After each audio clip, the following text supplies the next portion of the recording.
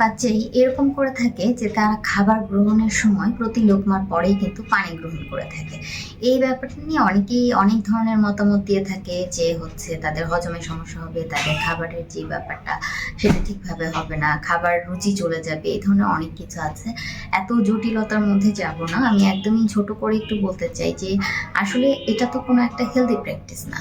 আমি খাবার গ্রহণ করছি, তার মাঝখানে আমি 1-2বার পানি গ্রহণ করতে পারি, কিন্তু প্রতি লোকমার পেছনে আমি যদি এক ঢোক করে পানি খাই তাহলে পেটটা তো আসলে ভরেই যাবে।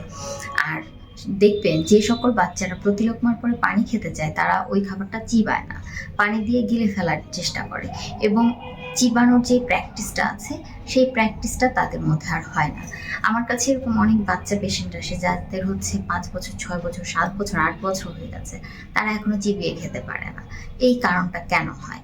প্রথম থেকেই তাকে ব্লেন্ডেড খাবার দেওয়া হয় এবং এই যে পরবর্তীতে সলিড খাবারের সময় তাকে পানি দেওয়া হয়, মুখে খাবারটা আছে পানি দিয়ে সে গিলে ফেলে।